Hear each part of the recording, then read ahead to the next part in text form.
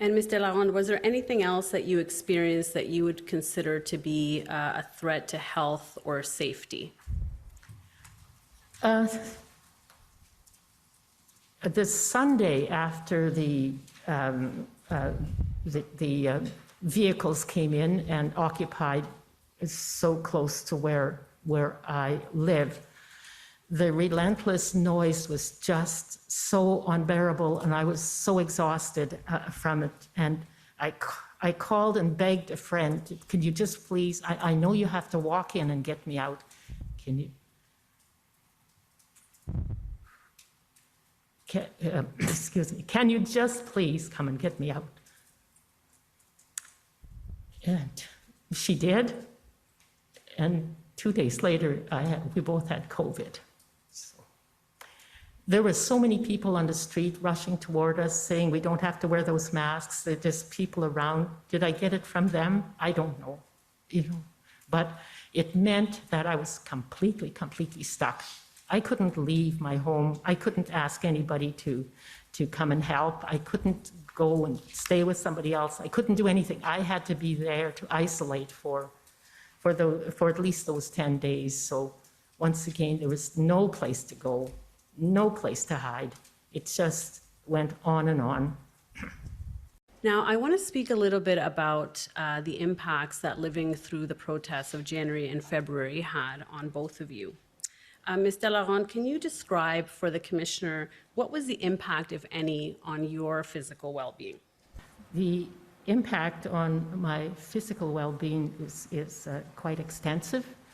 I certainly, during the experience, had difficulty sleeping. I had an effect on my lungs and my throat because of the fumes and other smells. And I also have long-term effects.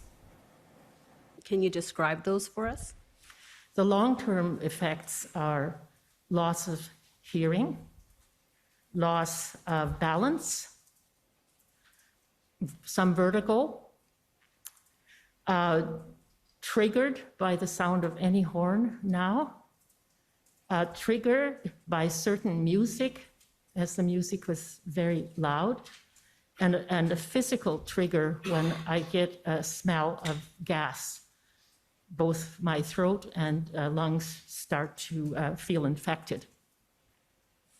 I had also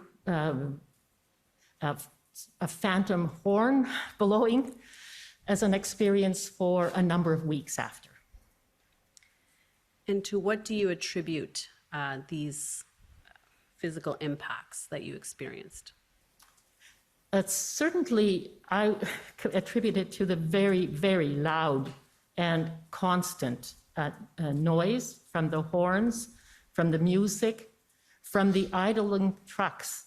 Even when the horns abated for a minute or two, the trucks idled. The trucks idled all night.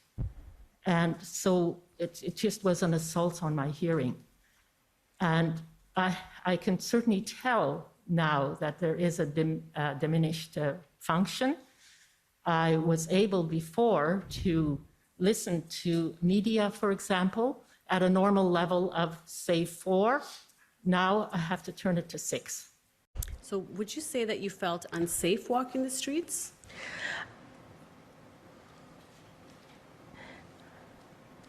I didn't feel safe, but it's hard to describe it as unsafe at the same time because I was actively being so cognizant of my surroundings. And I'm fast. I can move very fast. So, I was always ready to, take myself out of a situation where something might happen. And a lot of the times when they're bouncing their trucks and their cars, and I don't know how to describe it other than roaring at us, roaring at me with these large giant vehicles. It's the idea was to move quick and get where you needed to go. And that was the intention. And that's what you really had to do, I think, to stay safe. Because when you didn't take your time, they would always get to you, like not, maybe not in the sense that you're thinking, but they would try and come up to you and convince you that they were doing the right thing. And they would say to me, like on more than one occasion, I would try and plead with them because, you know, there's a certain desperation in being left in the kind of situation where the people that are supposed to help you weren't helping you. And it was just ongoing for really it was going to be an unknown period of time, because really every day I woke up and I hoped that it was over, and it never was. Sorry, I lost my train of thought a little there. And further to that, the snow was often colored yellow or brown due to the public urination and defecation that took place gratuitously, often along the side of my building and just quite literally anywhere you walked, on every corner. And on these intersections, oftentimes there were illegal bonfires and just trash burning right next to, you know, cans of fuel, or near the same areas where these individuals would later set off fireworks. And I just remember feeling like it was such a surreal sight. It almost felt like you were in something like The Purge, because though I didn't often see direct acts of violence, there was a certain chaos on the streets, and that feeling of chaos and rule breaking and law breaking gradually increased as things progressed. I need a moment. Just sort of on my daily walks, going to the gym, getting groceries, running errands. I often encountered individuals that were associated with the occupation, and being, I'm a small Asian woman. I wore a mask most of the time due to the situation that was going on. It was, like I said, it made you a target because it signaled to the people on our streets that we were not supportive of their cause and that we were not one of them. And in turn, as I mentioned before, they would increase their honking and target their honking and shout at us. During the time of the occupation, I struggle to call it a protest because I know what a protest is, but it was incredibly difficult to get anything done because of the noise. There was a significant impact on things like focus and, just even living day to day.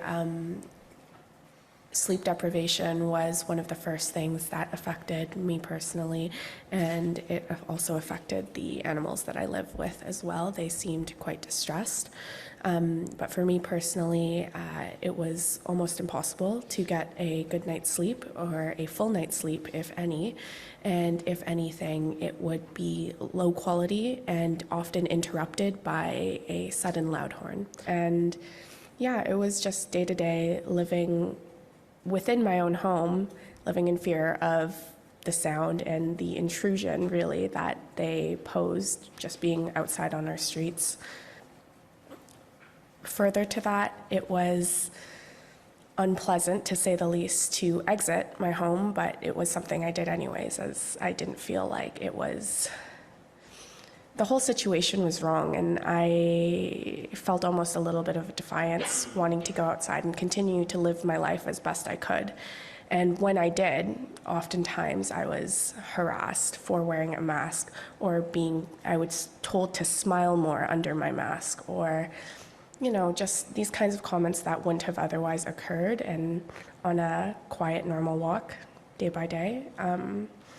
And I think what was one of the worst things was whenever I chose not to engage with the individuals that were occupying my neighborhood, they would blast their horns at me with a smile on their faces, and then they would cheer in unison and almost take joy in my flinching and my recoiling from the noise that I had been essentially experiencing nonstop for the entire duration of the events that occurred.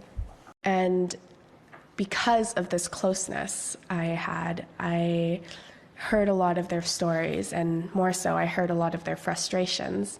And as egg throwing began to occur from my building, I felt that, we really needed a medium to at least express what was happening to us so that we could feel at the very least heard and maybe diffuse some of the tensions. Can you describe what you mean by the egg throwing? Well, there were very large trucks parked everywhere, and in some of these instances, they were parked right next to some high-rise condo buildings. And as a result, some people may have gotten some cartons of eggs and, had their little retaliation in frustration, because really, what else could they do? And when that incident occurred, I remember the police actually came to my building to inquire about the egg throwing, as a complaint had been made by the truckers.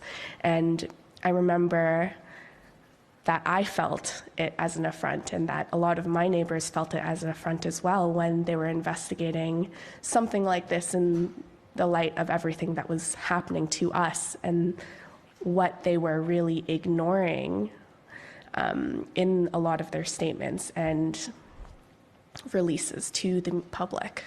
And as a result, I decided to organize a meeting with a number of residents in my building, with some Ottawa Police community liaison officers, just so we could have a recorded account of what our experiences were, and really to, again, diffuse the tension and really concretely say, what's happening here. We are telling you this is our experience, and we really desperately need help, because things have gone on too long, and the residents, honestly, they had wanted to fight back because they felt that nobody else was doing anything for them. In the immediate days and weeks after the end of the demonstrations, what was your experiences with horns? Very much like that I kept hearing them like phantom horns. I kept hearing them in my head. I also had phantom smells too. And by phantom smells or horns, I mean they're not there, but that's what They're not there.